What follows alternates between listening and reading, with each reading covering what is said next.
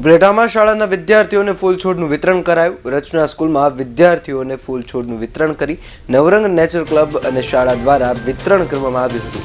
ઉપલેટાને સુંદર બનાવવા માટે ફૂલ છોડનું વિતરણ કરાયું છે। બાળકોને પોતાના ઘરમાં છોડ ઉછેરવા જણાવ્યું હતું।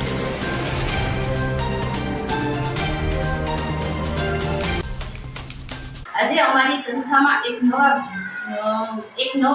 વૃક્ષ વિતરણનું આયોજન છે, જેમાં અમે શાકભાજીના ફૂલ છોડ છે અને મધ વિતરણનું કાર્યક્રમનું આયોજન કરેલું છે, જેમાં મજેઠીના વૃક્ષ પ્રેમી જગાભાઈ ડાંગર, દિનેશભાઈ કણસાગરા, માનવ સેવા સમાજ તરફથી અને જીવદયા સંસ્થાના સેજલબેન તેમજ માધુરીબેન જે અમારી